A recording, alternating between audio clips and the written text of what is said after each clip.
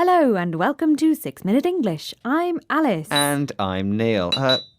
Alice, what's this? It's a cup of tea, Neil. Would you like some? Oh, I can't drink that. You didn't let the tea brew for long enough. Oh. And you forgot to add sugar. Well, make it yourself next time.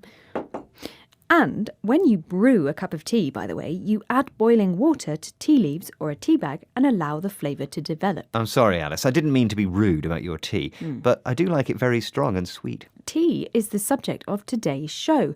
And Neil, I think you'd like the way they serve tea in India. They drink chai, a strong black tea served with lots of milk, sugar and spices. That does sound good. I quite fancy a cup of chai now. Did you know that it was the British who introduced tea to India? No, I didn't, Alice. This is very interesting. I'm proud of our habit of having tea all the time, and tea bags are great, marvellous little invention. Yes, I agree. Well, that's my question for you today. Where was the tea bag invented? Was it in A, China, B, the US, or C, Britain? I buy a lot of tea bags, but I don't know their history, so I'm going to guess C, Britain. Well, we'll find out if you chose the right answer later on.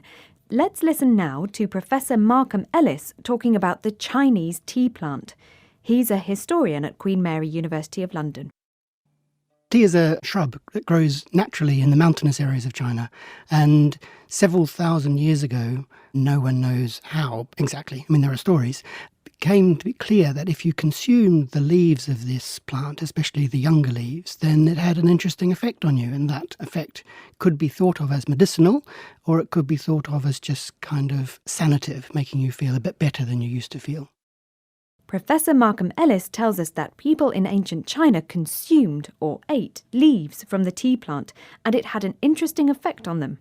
Professor Ellis says tea has a sanative effect, making you feel better, so I might try munching a few leaves later on. All right then.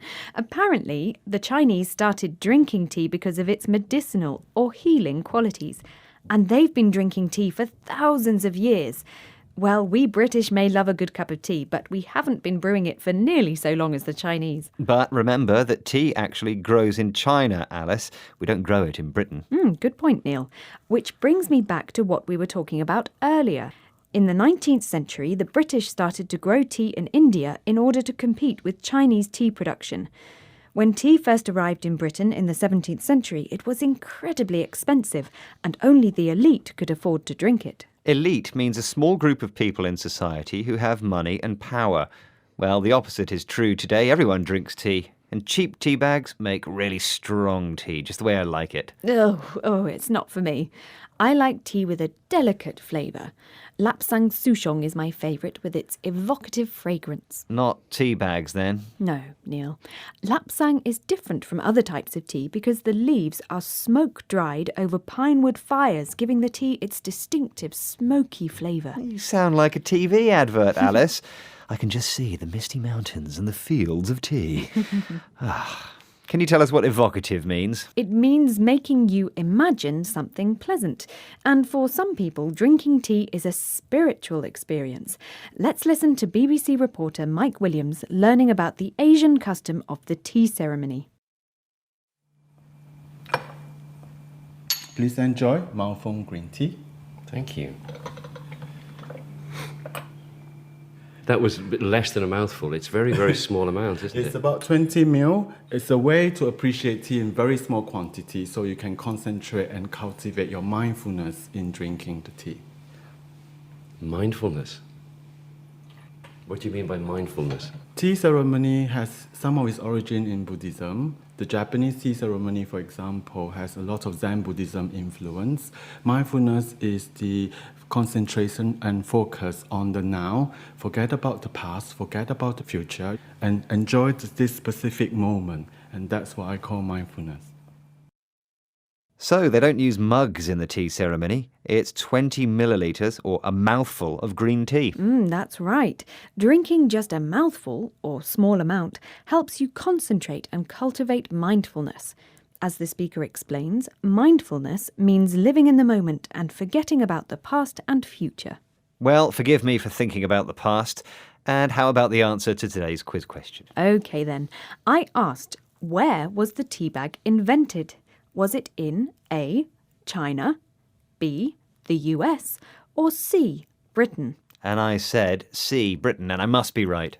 Well, I'm afraid you're wrong, Neil. It was B, the US. Tea bags first appeared commercially in the first decade of the 20th century and were successfully marketed by Thomas Sullivan, a tea merchant from New York, who shipped his tea bags around the world. Really? Tea bags are older than I thought. Now, can you tell us the words we heard today? They are brew, consumed, sanative, medicinal, elite, evocative, mouthful, mindfulness.